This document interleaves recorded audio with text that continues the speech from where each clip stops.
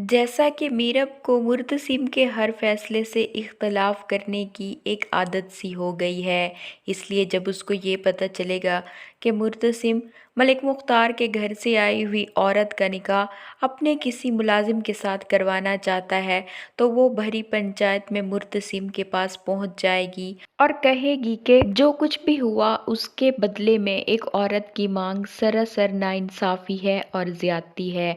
अगर देखा जाए तो असल नाइंसाफ़ी तो यहाँ पर मीरब कर रही होगी। अपने शौहर की इस तरह से भरी पंचायत में बेइज्जती करना और उसके फैसले के खिलाफ जाना मुर्तसिम को हत्थे से उखड़ जाने पर मजबूर कर देगा। मुर्तसिम, जो कि अब ज़्यादातर कोशिश करता है कि वो मीरब पर गुस्सा ना ही करे और प्यार मोहब्बत के साथ रहे, लेकिन मीरब उसको हर बार ही मजबूर कर देती है कि वो कोई ना कोई सख्त इकदाम करे। इसलिए वो उसका हाथ पकड़कर वहाँ से लेकर जाएगा ताकि उसको घर वापस लेकर जा सके। मुर्तसिम बहुत ही ज़्यादा गुस्से में होगा और बहुत ही तेज़ ड्राइविंग कर रहा होगा। मीरब उसको बार बार मना कर रही होगी कि हम लोग घर पहुँच जाएंगे, लेकिन तुम गाड़ी को आहिस्ता ड्राइव करो। वो बहुत ही ज़्यादा गुस्से में होगा कि हमारे घर की औरतों ने कभी भी मर्दों के मामले में बोलने की कोशिश तक नहीं की और तुम भरी पंचायत में मेरे ही खिलाफ बोलने चली थी। मैं यहाँ पर तुम्हारे साथ एक मिनट भी नहीं बैठना चाहता। और यहीं पर ही तेज़ ड्राइविंग की वजह से मुर्तसिम और मीरब का एक्सीडेंट हो जाएगा, जिसमें मुर्तसिम बहुत ही ज़्यादा ज़ख्मी हो जाएगा।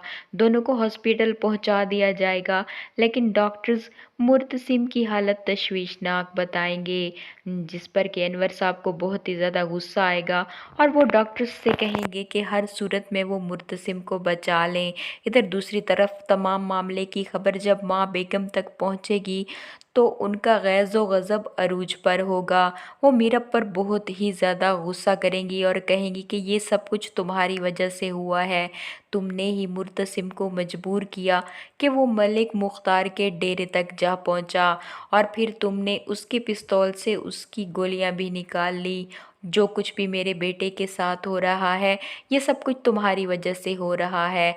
जिस पर वकास साहब उसको कहेंगे कि तुम अपने कमरे में चली जाओ, लेकिन माँ बेगम कहेंगी कि मीरब को कहीं भी जाने की ज़रूरत नहीं है, बल्कि ये अब इस घर में बिल्कुल भी नहीं रह सकती है।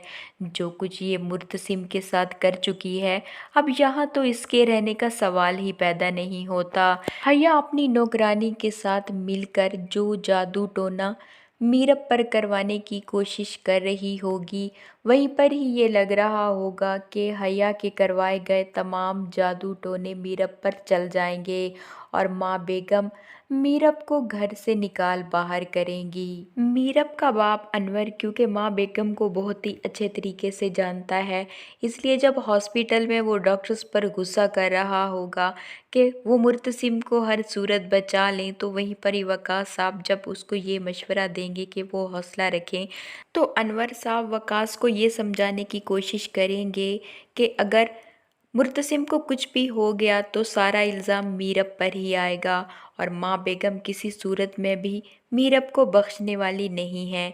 मैं नहीं चाहता कि मीरब की शादीशुदा ज़िंदगी में कोई भी खराबी आए। बेचारे वकास साहब जो कि कराची से यहाँ पर आए थे मीरब से ये मालूम करने के लिए कि क्या वो वाकई रुहेल से मोहब्बत करती है या नहीं करती है, लेकिन यहाँ पर मुर्तसिम और मीरब के एक्सीडेंट ने तमाम मामलात को ख़राब करके रख दिया और वो अभी तक तो मीरब से ये मालूम ही नहीं कर पाएंगे।